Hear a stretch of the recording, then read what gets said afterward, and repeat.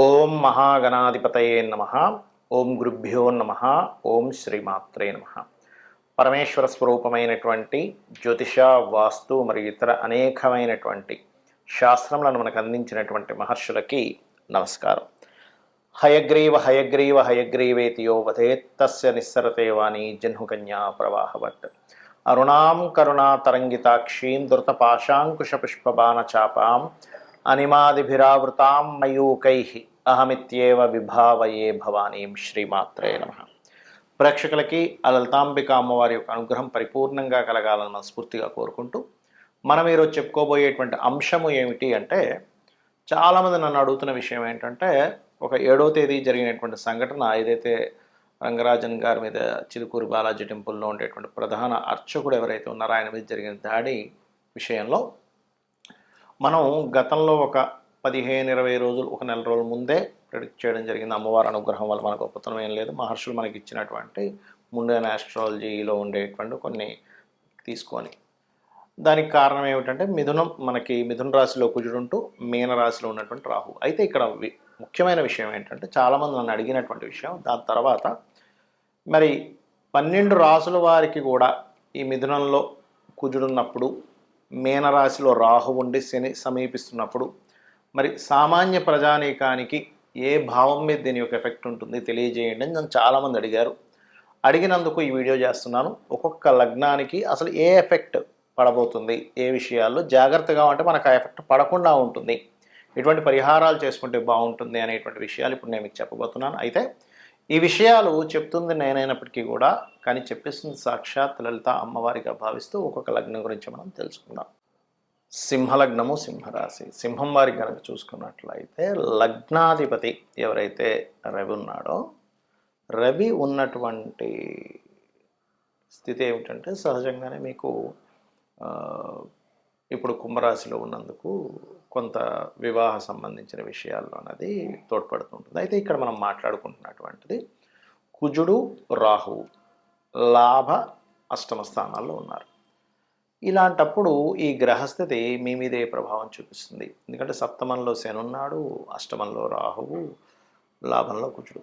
ఇక్కడ ఏదో ఎక్కువ లాభం వస్తుంది అనేటువంటి ఆలోచనతో, ఒక ఆశతో ఇన్వెస్ట్మెంట్ చేయడం, ఇట్లాంటివి కొంచెం ఆశ మిమ్మల్ని ఇబ్బంది పెడుతూ ఉంటుంది. దాంట్లో కొంతమంది మనం చూడండి, ఎవరో వస్తారు, లేదు ఎందుకు మీకు ₹1,00,000 పెట్టండి 40,000 వస్తుంది ప్రతి నెల అంటుంటారు. ఇట్లాంటి మోసాలు జరుగుతున్నాయి. 30,000 వస్తుంది, 40,000 వస్తుంది. ఇంకొన్ని అయితే నేను ఈ మధ్య చూశాను, కొంతమంది వచ్చేసి మీకు ఎందుకంటే 1,00,000 పెట్టండి 80,000 వస్తుంది అని అన్నాం. వీళ్ళు పాపం ముందు వెనక చూడకుండా, దానికి ఎటువంటి హామీలు ఏమీ తీసుకోకుండా గుడ్డిగా ఇచ్చేసేయడం. తర్వాత వాళ్ళు 1-2 months ఇదిగోండి వస్తుంది, అదిగోండి వస్తుంది అని తిప్పి వాళ్ళ ఫోన్లు పనిచేయడం, ఇట్లాంటివి జరుగుతున్నాయి. కాబట్టి ఈ విషయాల్లో పర్టికులర్గా జాగ్రత్తగా ఉండండి. పర్టికులర్గా మరలా కొంతమంది కొన్ని బిజినెసెస్ ఆఫర్స్ చెప్తూ ఉంటారు. అటువంటి విషయాలు అది ఎంతవరకు కరెక్ట్, మీరు ఏదైతే ప్రయత్నం చేస్తున్నారో ఒక బిజినెస్ కోసం, ఎందుకంటే ప్రతి ఒక్కరూ ఏదో ఒక బిజినెస్ చేయాలని ఉంటుంది, అది కామన్. కాబట్టి దాని గురించి క్షుణ్ణంగా తెలుసుకోండి, క్లారిటీగా వెళ్ళండి. అష్టమంలో రాహు ఉన్నప్పుడు సర్వసాధారణంగా, కాకపోతే మీకు 4వ స్థానం మీద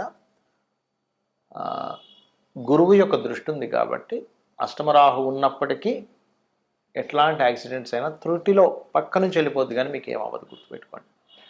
అలాగే మరొకటి ఏంటంటే, ఇక్కడ భాగ్యాధిపతి లాభం అనేటువంటిది కరెక్ట్గా ప్లానెడ్గా చేసుకుంటే మీకు లాభాలు కూడా వస్తాయి, రావని కాదు. కానీ ఆశపడి చేసేటువంటివి, క్యాల్కులేషన్స్కి అందనటువంటివి కొన్ని ఉంటాయి. మనకి తెలియకుండా ఎవరో ఏదో పరిచయం అవ్వడం, ఏదో ఆశ చూపించడం, ఎక్కడో డబ్బులు పెట్టడం, ఇట్లాంటి తప్పిదాలు చేయకండి. బికాజ్ ఆఫ్ ధనస్థానంలో మీకు కేతు ఉన్నాడు కాబట్టి ధనపరంగా ఇబ్బంది పడకుండా ఉండాలంటే గణపతిని ఆరాధిస్తూ, మీకు ఎక్కువగా మీకు పంచమాధిపతి గురువు అవుతాడు కాబట్టి దక్షిణామూర్తి స్తోత్రం కానీ, లేదా దత్తాత్రేయుడిని జయ గురుదత్త, శ్రీ గురుదత్త అనేటువంటి నామస్మరణ కానీ చేసినట్లయితే 100% మీకు ఇబ్బంది పడకుండా ఉంటుంది.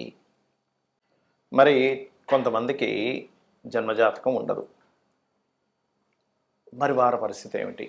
జాతకం లేదండి, మరి మాకు ఎటువంటి వాటి మీద ఎఫెక్ట్ ఉండొచ్చు, యూనివర్సల్గా దేని మీద ఎఫెక్ట్ ఉండొచ్చు అంటే, మనం ఆల్రెడీ ఒక నెల రోజుల క్రితం నుంచి చెప్తూ ఉన్నాం. ఏమిటంటే అది ఈ తొక్కిసలాటలు కానివ్వండి, ఎందుకంటే మిథునంలో కుజుడున్నప్పుడు సహజంగా జరుగుతాయి, దాళ్ళు ఎక్కువగా జరుగుతూ ఉంటాయి. దీన్ని ముండేన్ ఆస్ట్రాలజీ అంటారు, మైథుని జ్యోతిష్యము. జన్మజాతకం వేరు, మైథుని జ్యోతిష్యం వేరు. మైథుని జ్యోతిష్యం అంటే దేశం మీద, కాలం మీద ఇది ఎటువంటి ప్రభావం చూపిస్తుంది అనేటువంటి దాన్ని మైథుని జ్యోతిష్యం, ముండేన్ ఆస్ట్రాలజీ అంటారు ఇంగ్లీష్లో. జన్మజాతకం is different, personal chart reading is different. Personal చార్ట్లో మీరు పుట్టినప్పుడు ఉన్నటువంటి సమయంలో ఉండే గ్రహాలను బట్టి అవి ఎప్పుడెప్పుడు ఎటువంటి శుభ ఫలితములు ఇస్తున్నాయి, మీరు ఒక పని చేస్తున్నారు, ఎప్పుడు చేస్తే మీకు అద్భుతమైన ఫలితం వస్తుంది. అది వివాహం కానివ్వండి, సంతానం కానివ్వండి, ఆర్ సంథింగ్ బిజినెస్ పెడుతున్నారు కానివ్వండి, లేకపోతే ఒక మంచి పని ప్రారంభిస్తున్నారు, ఒక బిజినెస్ కానివ్వండి, అది ఏ టైంలో ప్రారంభించాలి ఏమిటనేటువంటిది మీ పర్సనల్ చార్ట్ చెప్తే కాలం అనుకూలిస్తుందా లేదా అని చెప్పేది ముండేన్ ఆస్ట్రాలజీ. అయితే ఇక్కడ జన్మజాతకం లేదు, ఇప్పుడు నేనేం చేయాలంటే సింపుల్గా నేను చెప్పేది ఒకటే.